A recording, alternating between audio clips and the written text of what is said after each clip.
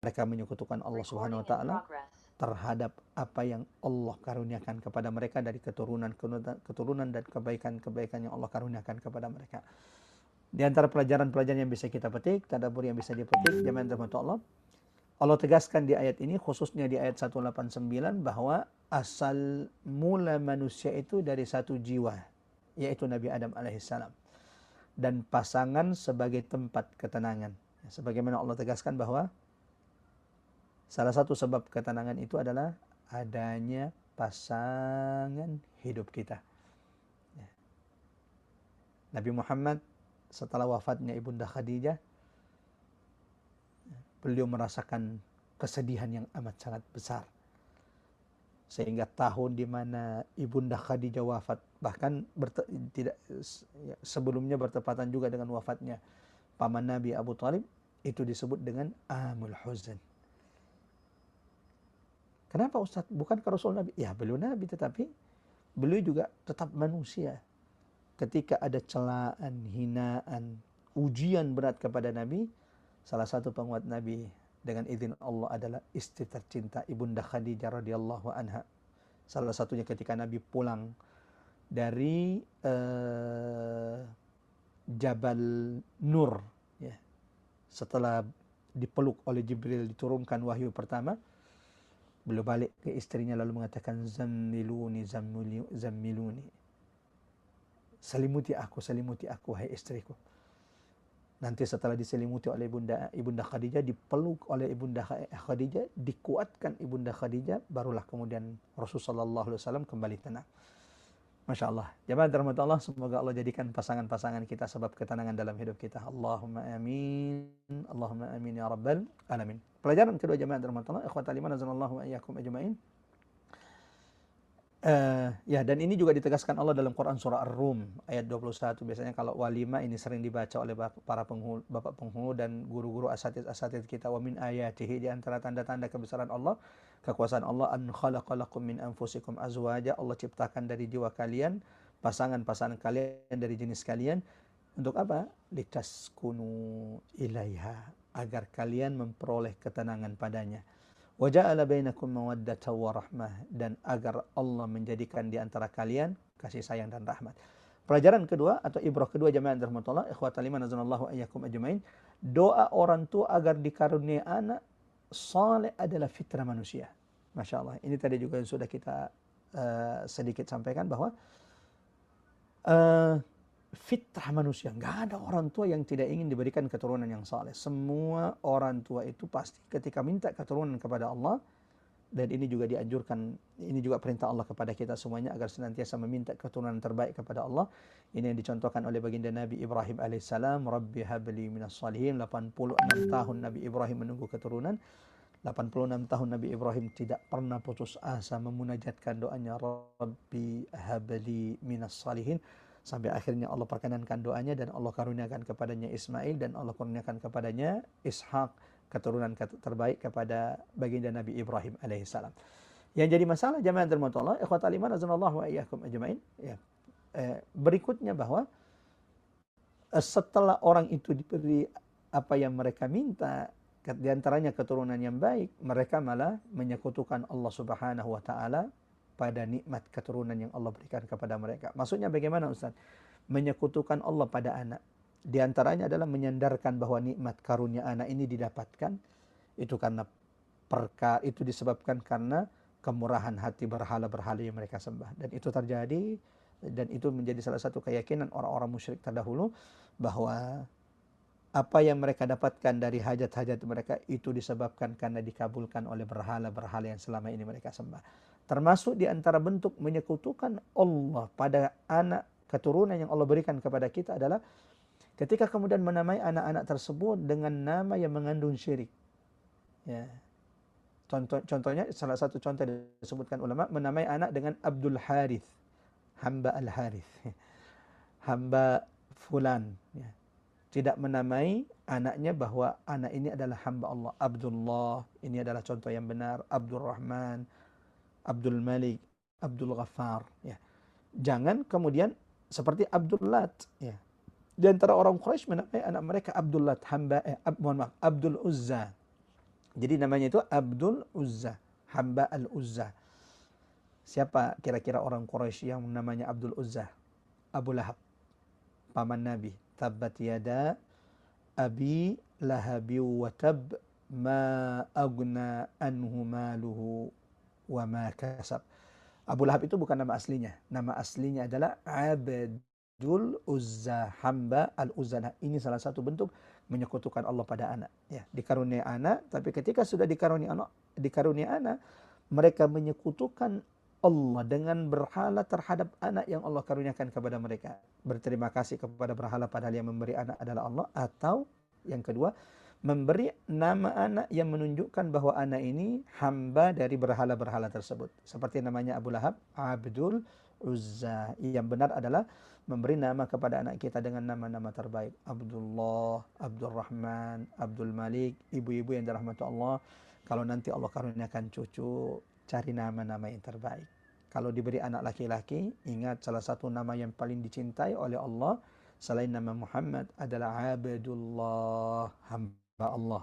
Bahwa rezeki yang kita, keturunan yang kita dapatkan ini, itu pemberian dari Allah Subhanahu wa taala, dan anak ini adalah hamba dari Allah. Kemudian di antara nama-nama terbaik Abdurrahman. Sayangnya Gen Z hari ini ketika punya anak biasanya nggak ada, jarang yang mau menamai anaknya dengan Muhammad, Abdurrahman, Abdullah. Dicarinya biasanya lewat Google nama-nama. Sekarang sudah ada ChatGPT atau kemudian Gemini, nyari nama-nama yang penting keren walau akhirnya maknanya tidak jelas. Hati-hati, setiap di antara kita akan dipanggil pada hari kiamat dengan nama pemberian orang tua. Maka ketika kalian memberi nama kepada anak-anak kalian, berilah dengan nama-nama terbaik, karena mereka akan dipanggil dengan nama-nama pemberian orang tua mereka. Kita lanjut jemaah rahmatullah Allah. Tadabbur keempat, pelajaran keempat, ibrah keempat dari ayat 189 sampai ayat 193. Kebatilan berhala tidak bisa mencipta, bahkan mereka diciptakan. Ya. Orang yang terjerumus ke dalam kesyirikan itu akan merusak fitrah mereka dan akal sehat mereka. Saya ulangi. Orang yang terjerumus dalam kesyirikan merusak fitrah mereka dan merusak akal sehat mereka. Coba perhatikan.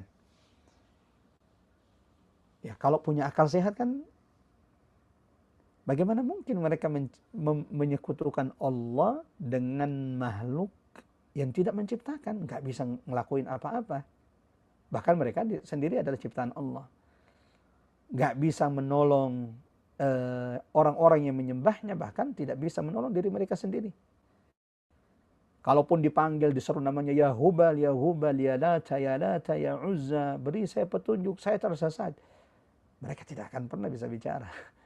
Ya. Tapi itulah manusia. Terkadang, jemaah rahmatullah, hawa nafsu, syahwat, ya, ketidakadaan ilmu membuat mereka terjerumus ke dalam kesyirikan, menyekutukan Allah. Perbuatan yang amat sangat dan paling dibenci oleh Allah Subhanahu wa taala. Terakhir, pelajaran terakhir, ya, seruan kepada selain Allah adalah sia-sia. Siapapun yang menyeru selain Allah, itu pasti akan sia-sia. Nabi Ibrahim setelah menghancurkan berhala-berhala yang disembah orang-orang Babilonia, menyisakan satu berhala yang paling besar dan meletakkan kapak itu di tangan berhala yang paling besar tersebut. Lalu Nabi Ibrahim berkata kepada mereka, "Salu, coba tanya berhala besar ini. Bisakah berhala besar ini menjawab pertanyaan-pertanyaan kalian?" Jamaah, bapak-bapak, ibu-ibu yang dirahmati Allah, Allahu Akbar. Beberapa ayat ini menjadi pengingat bagi kita akan bahaya kesyirikan. Salah satu doa yang diajarkan Nabi kepada kita, ya Allah, aku berlindung kepadamu dari segala bentuk kesyirikan yang aku lakukan, yang aku sadari atau tidak aku sadari. Dan salah satu doa Nabi Ibrahim yang Allah abadikan di dalam Al-Quran, wajnubni wa baniya an na'budal asnam, ya Allah jauhkan diriku dan keturunanku dari menyembah berhala. Semoga Allah jaga kita, Allah jaga keturunan-keturunan kita. Dan kalau ada pesan yang perlu kita ulang-ulang kepada anak kita, nah, jangan pernah menyekutukan Allah setelah kematian ibu, setelah kematian bapak. Ingat, am kuntum syuhada Apakah kalian menyaksikan idh hadara Ya'qub al-maut, ketika Nabi Ya'qub itu sakaratul maut, ketika anak cucunya sudah berkumpul, maka dia wasiatkan menjelang kematiannya, sakaratul mautnya ini wasiat yang amat sangat penting. Ma ta'buduna min ba'di, apa yang kalian akan sembah setelah saya? Maka kemudian anak-anaknya itu menegaskan, kami tidak akan pernah menyembah wahai ayahanda Ya'qub kecuali Tuhanmu dan Tuhan bapak-bapakmu Ibrahim wa Ishaq wa Ya'qub ilaha wahida, Tuhan yang Maha Esa, bukan yang lain. Pun demikian dengan Luqmanul Hakim. Ya. Mohon jadikan catatan, jadikan salah satu wasiat kita berulang-ulang kepada anak kita, keturunan-keturunan kita, jangan pernah menyekutukan Allah setelah kematian kita, setelah kita meninggalkan mereka. Luqmanul Hakim Allah abadikan namanya dalam Quran, dalam surah yang bahkan dinamai dengan surah Luqman. Salah satunya adalah Luqmanul Hakim, wasiat pertamanya kepada anaknya apa? La tusyrik billah, wahai anakku, jangan pernah menyekutukan Allah Subhanahu wa taala. Dua ayat terakhir pada tadabbur kesempatan kali ini jamaah rahmatullah, ayat 194 dan sampai ayat 195. Innal ladzina tad'una min dunillah, Allah ingatkan, Allah tegaskan, sesungguhnya berhala-berhala yang kamu seru selain Allah itu adalah makhluk yang lemah. Ibadun amthalukum, makhluk seperti kalian yang lemah. Ya. Fad'uhum falyastajibu lakum in kuntum sadiqin. Maka serulah berhala-berhala itu. Kalau kalian ingin bukti bahwa makhluk yang kalian sembah itu adalah lemah, fad'uhum, coba panggil, seru mereka. Biarkanlah mereka memperkenankan permintaanmu. Bisa tidak berhala-berhala tersebut menjawab apa yang kalian minta, apa yang kalian suruh? Jika kamu memang orang-orang yang benar, in kuntum shadiqin. Ini tantangan dari Allah kepada orang-orang musyrik untuk membuktikan apakah berhala-berhala mereka itu benar atau tidak. Ya.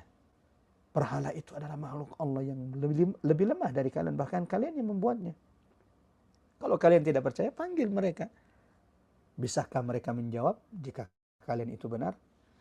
Am lahum a'yun alahum arjulu yamshuna biha, apakah mereka punya kaki yang dengan kaki itu berhala-berhala tersebut akan berjalan? Am lahum aidi yabtishuna biha, apakah mereka punya tangan yang dengannya berhala-berhala tersebut bisa memegang sesuatu? Am lahum a'yunu yubsiruna biha, mereka punya mata tidak untuk melihat?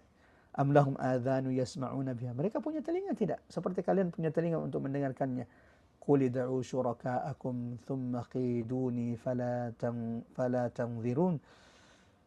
Kemudian lakukanlah tipu daya kalian untuk mencelakakanku tanpa memberi tangguh kepadaku. Ikhwatal iman azanallahu wa iyyakum ajma'in. Allahu akbar. Beberapa ayat yang kita tadabburi hari ini menjadi pengingat keras kepada kita akan bahaya kesyirikan, dan ini bantahan kepada siapapun yang sampai hari ini masih percaya, jamaah terhormat, dengan tradisi yang menjerumuskan kita kepada kesyirikan. Punya hajat, ingin cepat nikah, datang ke pohon-pohon tertentu, mengikat-ikat nama-nama mereka, mengikat-ikat tali di pohon-pohon tersebut. Allahu Akbar. Tidakkah mereka sejenak menggunakan akal sehat mereka, memikirkan bahwa apa yang mereka seru, apa yang mereka minta tidak akan pernah dikabulkan oleh berhala-berhala yang mereka sekutukan selain Allah Subhanahu wa taala. Ada 3 pelajaran yang dengannya kita tutup tadabbur Quran kita pada siang hari ini. Yang pertama, berhala dan sembahan selain Allah hanyalah makhluk lemah, tidak akan bisa memberi manfaat sedikit pun, bahkan juga tidak akan pernah bisa memberikan mudarat. Allah tegaskan di ayat 194 Quran surah Al-A'raf, sebagaimana juga Allah tegaskan dalam Quran surah Fatir ayat 13 sampai 14, walladzina tad'una min dunihi ma yamlikuna min qitmir, orang-orang yang kamu seru selain Allah bahkan tidak memiliki kulit ari biji kurma sedikit pun. Hal paling sedikit pun mereka tidak punya. Ya.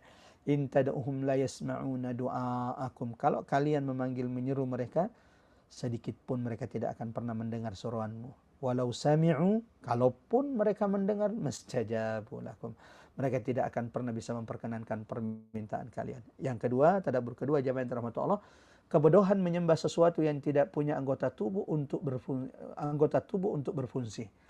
Ya, Masya Allah. Perkara ya amat sangat hina, dan ini adalah kebodohan yang begitu besar, kata Allah Subhanahu wa taala, ketika ada orang ya yang menyeru sesuatu yang punya anggota tubuh tapi tidak berfungsi. Berhala itu punya mata tapi tidak bisa melihat, punya punya bentuk telinga tapi kan tidak bisa mendengar, punya mulut tapi tidak bisa berbicara. Hanya orang yang bodoh yang mau menyeruh mereka, menyembah mereka, ya, memberikan kurban untuk berhala-berhala tersebut. Afaman yakhluqu kaman la yakhluq afala tadhakkarun? Apakah Tuhan yang menciptakan, yaitu Allah Rabbus samawati wal ard, pencipta langit dan bumi, dengan Tuhan yang tidak menciptakan apa-apa itu sama? Afala tadhakkarun? Tidakkah sedikit wahai kalian manusia mengambil pelajaran dari peristiwa-peristiwa tersebut? Terakhir, jemaah dirahmati Allah, tantangan Allah, jika berhala-berhala benar itu bisa berkuasa, buktikanlah. Masya Allah. Buktikan bahwa berhala kalian itu benar. Ya. Seru mereka. Kalau mereka bisa menjawab, berarti berhala itu punya kuasa. Namun pada akhirnya, tak ada orang yang menyuruh berhala itu kecuali akan mendapati berhala itu tidak akan pernah menjawab seruan-seruan mereka. Fa illam taf'alu wa lan taf'alu. Kalau kalian tidak bisa membuktikan bahwa berhala kalian itu benar, dan tidak akan pernah bisa kalian lakukan, maka hati-hatilah. Takutlah kalian akan neraka yang bahan bakarnya terbuat dari manusia dan batu. Uiddat lil kafirin.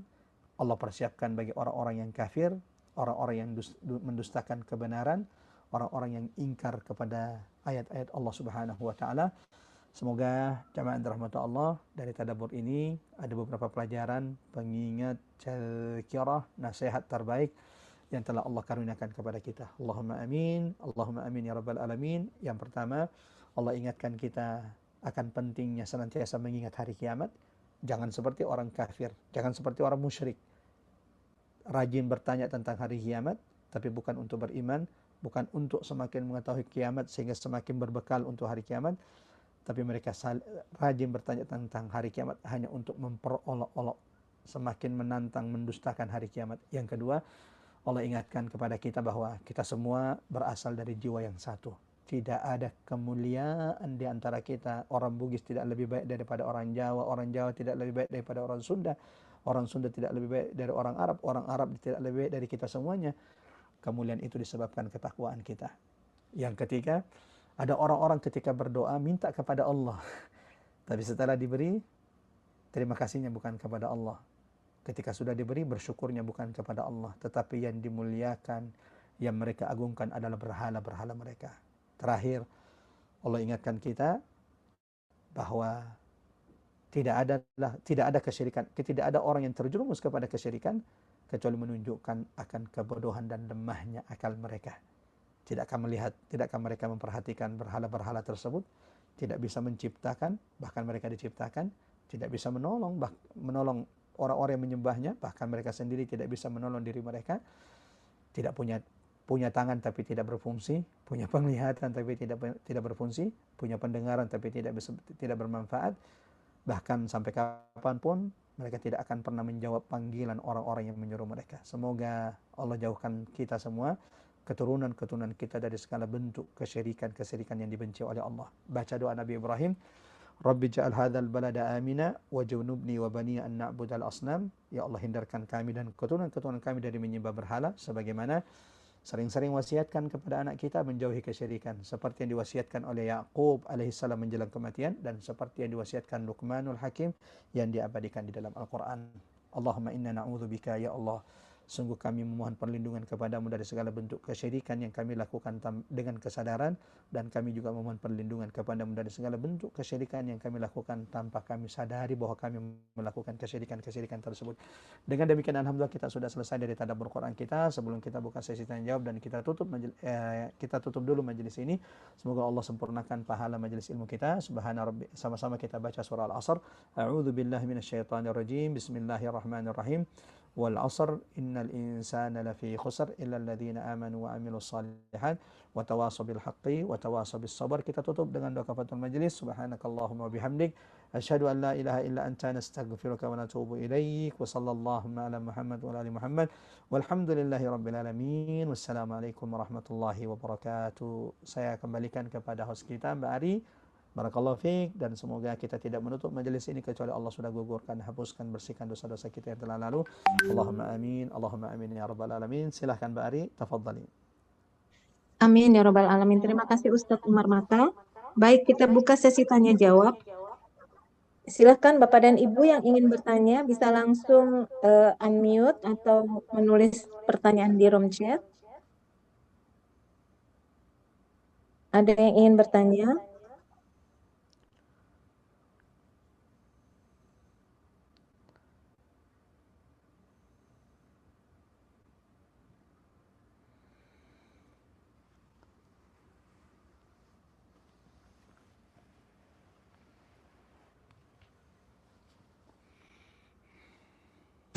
Kalau tidak ada, mungkin kita tutup dengan doa ya Pak Ustadz. Ya, boleh Mbak Ari. Masya Allah.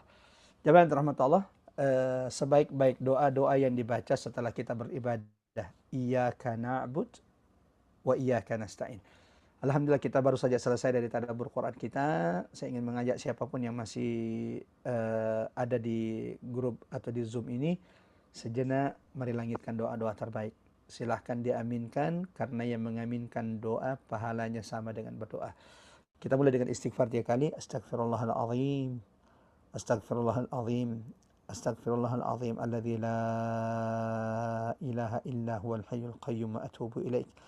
Allahumma ya Allah ya Rahman ya Rahim. Allahumma la tada' fi maqamina hadha dhanban illa ghafart, wala hamman wala ghamman illa farrajd, wala maridan illa syafait, wala hajatan min hawaiji dunya illa yasartaha ya arhamar rahimin. Ya Allah Tuhan kami, jangan biarkan kami bubar meninggalkan majelis ini kecuali Engkau telah bersihkan, ampunkan dosa-dosa setiap di antara kami. Ya Allah, kami mengakui di hadapan-Mu akan dosa kami yang begitu banyak. Tapi kami juga meyakini akan rahmat ampunan-Mu yang jauh lebih luas. Allahumma ya Allah Tuhan kami, jangan biarkan kami menutup majelis ini kecuali Engkau telah sembuhkan siapapun di antara kami yang saat ini sedang sakit. Allahumma ya Rabban nas, adhibil ba's, ishfi anta syafi, la syifaan illa syifa'uk, syifaan la yughadiru saqaman wala alama. Allahumma ya Allah Tuhan kami yang maha mendengar, maha melihat, maha mengetahui setiap di antara kami. Ya Allah, jangan biarkan kami bubar meninggalkan majelis ini kecuali Engkau telah berikan jalan keluar atas setiap kesulitan-kesulitan saudara kami. Allahumma inna nas'aluka imanan la yartad, wa na'iman la yanfad, wa murafaqatar Rasul sallallahu alaihi wasallam fi a'la ghurafil jannah. Ya Allah, pada kesempatan kali ini setelah kami tadabburi ayat-ayat-Mu, ya Allah, kami memohon kepadamu, karuniakan kepada setiap jamaah majelis taklim Rabbani keimanan yang tidak pernah tergelincir setelah ini. Ya Allah, karuniakan pula kepada setiap di antara kami nikmat karunia yang tidak pernah terputus sampai kalau Engkau masukkan kami ke dalam surga. Ya Allah, perkenankan doa kami. Karuniakan kepada setiap di antara kami kelak bersama Rasulullah sallallahu alaihi wasallam di surga tertinggi-Mu. Allahumma amin. Rabbana la tuzigh qulubana ba'da idh hadaytana wa hab lana min ladunka rahmah innaka antal wahhab. Rabbana ighfir lana wa liwalidina warhamhuma kama rabbawna shighara. Ya Allah ya Rahman, ini permintaan kami, ini munajat kami. Kami mengemis untuk perkara ini ya Allah.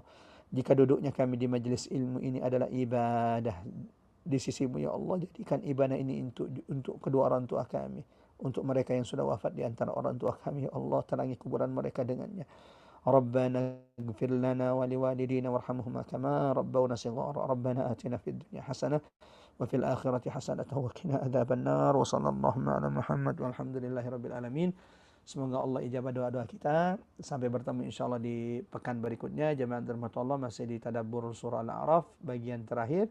Dan untuk pekan depan insya Allah kita akan lanjut dengan sirah nabawiyah. Ya, mulai dari setelah menikahnya Nabi sampai diutusnya Rasul sallallahu alaihi wasallam menjadi rasul.